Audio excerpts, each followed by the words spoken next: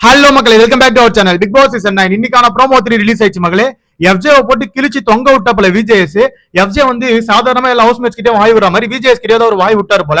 அதனால விஜேஎஸ் போட்டு கிழிச்சு எடுக்கிறாப்புல. அது மட்டும் இல்லாம இந்த இடத்துல விஜே பார்வதி எமோஷனலா உடஞ்சு அழுகுறதையும் பார்க்க முடிஞ்சது. சோ அது என்ன ஏதுன்றதெல்லாம் ஒன் பை ஒன்னா பார்த்தலாம். அதுக்கு முன்னாடி சேனலுக்கு புதுசா சப்ஸ்கிரைப் பண்ணிக்கோங்க.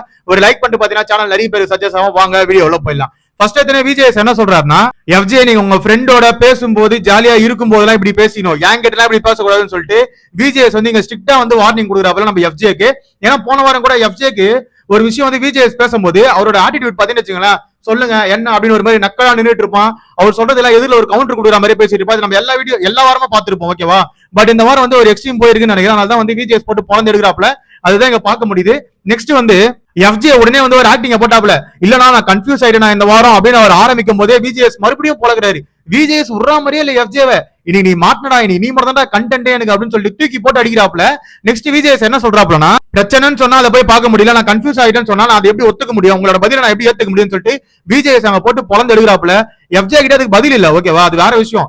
எஃப்ஜே உண்மையிலே தெனாவட்டாவே சுத்திட்டு இருந்தான். நீங்க என்னன்னா பண்ணுங்க, நான் எப்படி கேப்டன் ஆயிடுவேன் அடுத்த வாரம் டாஸ்க் விளையாடி, இந்த வாரம் நீங்க என்னாலும் பேசிக்கோங்க அப்படின்ற மாதிரி ஒரு மைண்ட் செட்ல தான் வந்து அவன் போன வாரம் ஃபுல்லா கேப்டன்ஷிப் பண்ணான். அதனாலதான் வந்து இந்த வாரம் அந்த கேப்டன் பத்தியும் பிக் பாஸ் பிடிக்கிட்டாப்ல. இது நீ அடுத்த வாரம் வந்து கேப்டன் பதவியில போட்டி போட முடியாதா, அவ்வளவுதான் நீ அப்படின்ற மாதிரி பிக் பாஸ் வந்து அங்க ஒரு ஆப் வச்சதையும் பார்க்க முடிஞ்சது. அதுக்கேற்ற மாதிரி இந்த வாரம் வந்து கண்டென்ட் வேற எதுவுமே மாட்டலையா, ஃபுல்லா விஜேஎஸ் வந்து எஃப்ஜே போட்டு கிளிகிறின்னு இந்த வாட்டி வந்து கண்டென்ட்டாவே மாறிச்சு. அப்படியே விஜேஎஸ் வந்து என்ன கேக்குறாருன்னா, நீங்க என்ன சொன்னீங்க சாண்ட்ரா கிட்ட அப்படின்னு சொல்லிட்டு ஒரு விஷயம் கேட்டாப்ல. அந்த விஷயம் லைவ்ல வந்து நான் பார்க்கவே இல்லை போல, நான் மிஸ் பண்ணிட்டேன் மக்களே. நீங்க எதனா பாத்தீங்கன்னா அது எந்த இடத்துல நடந்ததுன்னு சொல்லிட்டு அதை கீழே மென்ஷன் பண்ணுங்க.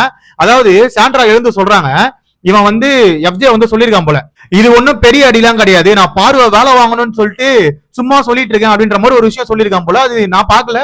பட் ஆனா வந்து விஜேஎஸ் அங்க அட்ரஸ் பண்ணும்போது எல்லாருமே ஷாக்கு. விஜே பார்வதி லிட்டரலா வந்து ஷாக்கு, வாயில கை வச்சு அவங்க அழுக ஆரம்பிச்சிட்டாங்க.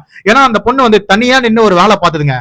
அதாவது இந்த வீட்டுல இருக்க 15 பேருக்கும் சமைச்சு போட்டு கிச்சன்ல வெசல் வாஷ் பண்ணி வீடை வந்து கிளீன் பண்ணி எல்லாரையும் எழுப்பி காலையில எவ்வளவோ வேலை பார்த்தாங்க தெரியுமா தனியாளா, ஏன்னா இவனுக்கு கையில அடிப்பட்டுதுன்னு சொல்லிட்டு.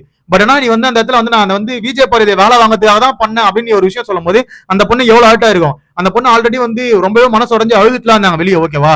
அப்படிலாம் இருக்கும்போது அன்னைக்கு ரொம்பவே எமோஷனா இருந்தாங்க விஜய் பார்வதி. ஒரு 4-5 வாட்டி அழுது இருந்தாங்க. அதை மீறியும் நைட்டு ஃபுல்லா வேலை செஞ்சு காலையில 5 மணி வரைக்கும் வேலை செஞ்சுட்டாங்க, ஓகேவா? அந்த பொண்ணுக்கு இப்படி ஒரு விஷயம் கேள்வி போகும்போது டக்குன்னு அஃபெக்ட் ஆகதான் செய்யும். ஏன்னா அந்த பொண்ணு உண்மையிலே லிட்டரலா வந்து உடஞ்சு அழுகுறாங்க, அங்கேயே அழுகுறாங்க விஜேஎஸ் முன்னாடி. அதுக்கப்புறமேட்டு பாத்ரூம்ல போய் உட்காந்து அழுகுறாங்க, ஏன்டா எல்லாரும் என்ன மட்டும் இப்படி பண்றீங்க அப்படின்ற மாதிரி. அங்கேயும் கமருதீன் போய் பக்கத்துல உட்காந்து காம்ப்ரமைஸ் பண்ணிட்டு இருக்காப்ல. சோ இது எங்க போய் முடிய போகுதுன்னு தெரியல. பட் ஆனா வந்து விஜய் பார்வதி உண்மையிலே ரொம்ப எமோஷனானதை பார்க்க முடிஞ்சது. எஃப்ஜேக்கு சரியான செருப்படி கொடுத்திருந்தாரு விஜேஎஸ். இதை பத்தின கருத்துக்களை கீழே கமெண்ட் செக்ஷன்ல கமெண்ட் பண்ணுங்க, அதை பார்த்து நான் தெரிஞ்சுக்கிறேன். அது வரைக்கும் நம்ம சேனலை சப்ஸ்கிரைப் பண்ணி கூட இருக்க பெல் ஐகானை தட்டி விடுங்க. அப்பதான் நம்ம போற வீடியோ உடனே வந்து சேரும். Love you, bye, take care.